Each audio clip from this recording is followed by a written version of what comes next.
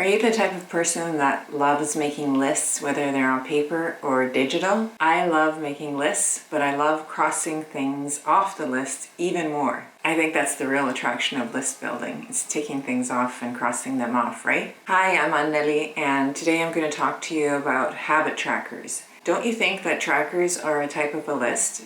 Well, in my case they are, and I want to show you something that's super easy to keep track of new healthy habits that you want to start forming, or even to achieve your goals for the year. So what I like to do with my habit tracker is I have to first have a look at the year's goals that I want to achieve. And then what it does is it really forces me to take a moment in time, I usually do this on a monthly basis, and it makes me really sit down, think about the goals that I've set for the year.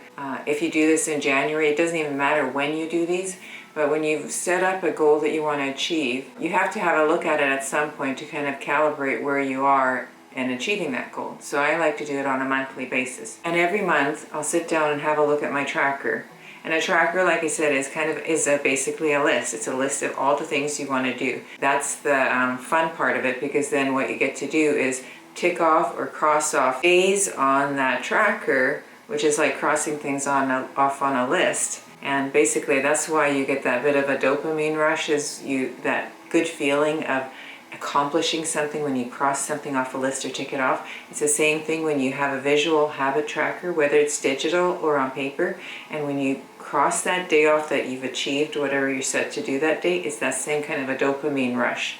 So that's what we're looking for. We're looking for positive, tiny reinforcements to keep you going and keeping you on track of what you want to do on a weekly, monthly, and yearly basis. For years, what I've done is, because my choice of planner is a bullet journal, so I'm not sure if you know what bullet journals are. They are just plain paper with dots, not lines, so you can really use draw by hand, make lines, and it's a lot easier because of the dots. So in these bullet journals, I'll just give you a glimpse of my current habit tracker. I make them very, not primitive, but easy to use, and I don't fuss over them. You can make them beautiful. You can use all kinds of stickers and things, but mine is just a practical, usable, visual reminder of what I need to do. So this is my bullet journal, and inside I have my tracker. And basically I'll put the habits on one side, and this particular mid-January to February I've got meditate, some exercises, then just general workout, and then I put nature because I want to go out into nature.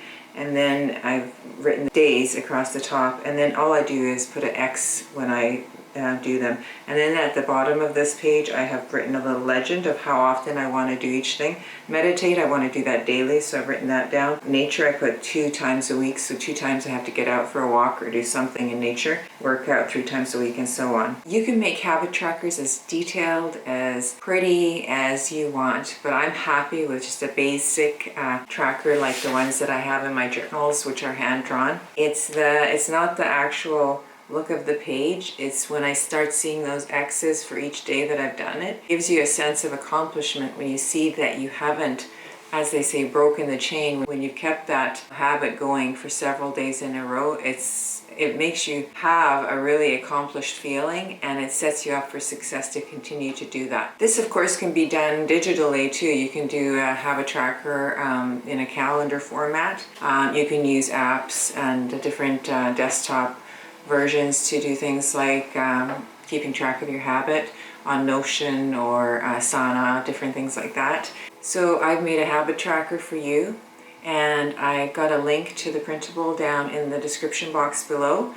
So use that habit tracker as an example for how you can draw out yours in your own journal, or print it off and use it as is, because I've made it so that you can use it.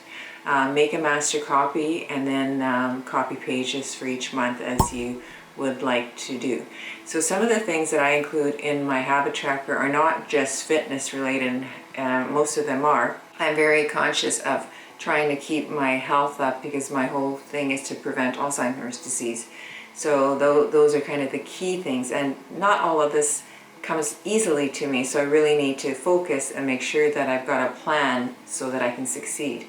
The other things I include in my habit tracker are anything from writing my blog posts, researching information for my videos that I want to make. So you can include whatever you want on these habit trackers, but it's such an easy way to achieve the goals that you've set for yourself. I forgot to mention a really great podcast that you should check out if you're interested in neurosciences. It's called the Huberman Lab, and I'll put the link in the description box below. But he's got some interesting episodes, and one of them was about setting goals and habits.